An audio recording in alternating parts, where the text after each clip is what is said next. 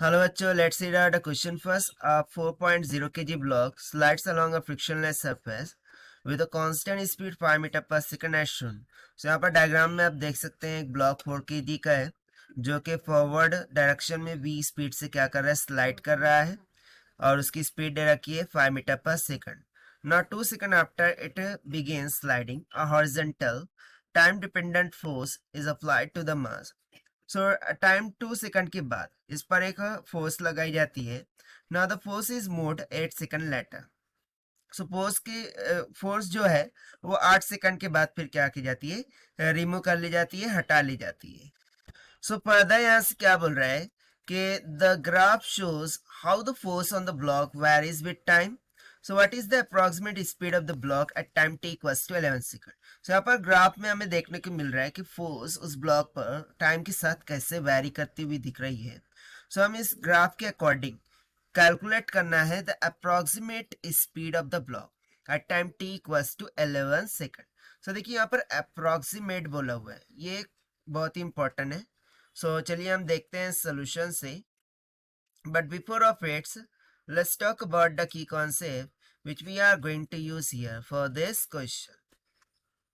So यहाँ पर हम जो concept use करने वाले हैं वो है Newton's second law. So according to Newton's second law, we know that force is equals to dp by dt, that is change in momentum with respect to time t.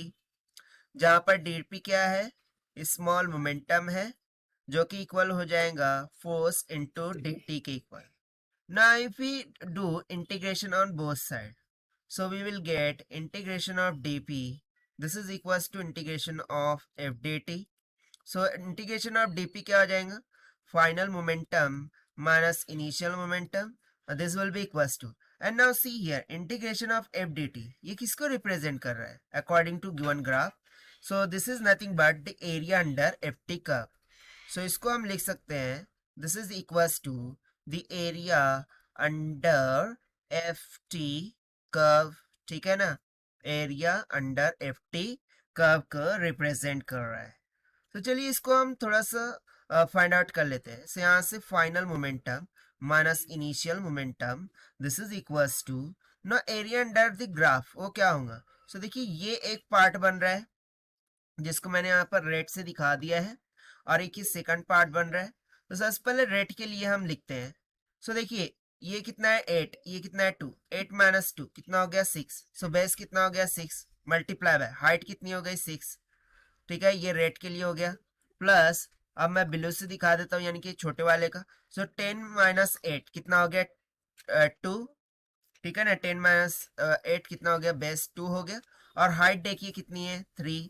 सो ये हो जाएगा 2 into 3 के बराबर.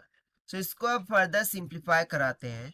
सो यहाँ से final momentum minus initial momentum को मैं mass into velocity लिख सकता हूँ ना, क्योंकि मोमेंटम इज इक्वल टू क्या होता है, मास इनटू वेलोसिटी, या फिर भी स्पीड बोल दीजिए. So that will be equal to 6 6 36 plus 2 3 2 6. So ये तो निकल के आ गया 42 kg मीटर पर सेकंड के equal, kg metre per second के इक्वल. सो यहाँ से देखिए final momentum will be equals to, ये तो था 42, ये उधर जाके हो गया plus mv, this will be equals to 42 plus mass कितना है, मास दे रखा है 4 मल्टीप्लाई बाय इनिशियल स्पीड कितनी थी 5, 4 5 20, 20 प्लस 42 कितना हो गया 62. सो ये निकल के आया final momentum. But final momentum को मैं क्या लिख सकता हूँ, मास इनटू फाइनल वेलोसिटी, जो कि हमें कैलकुलेट करना है, और you can see the final speed. So this will be equals to क्या हो जाएगा 62. सो यहाँ से further simplifying what we will get, that is final speed will be equals to 62 divided by the mass. Now mass कितना दे रखा है 4 kg, so हो जाएगा 4. So it will comes out to be 15.5 metre per second. But हमें क्या calculate करना था, approximate speed. मैंने बोला भी था कि अप्रोक्सीमेट को यहाँ पर नोट डाउन कर लीजिए. सो अप्रोक्सीमेशन के कारण से इसको हम अप्रोक्सीमेट कर सकते हैं up to 16 metre per second. So देखिए यही हो जाएगा हमारा आंसर फॉर दिस क्वेश्चन, जो कि हमने सॉल्व किया है by using the concept of Newton second law.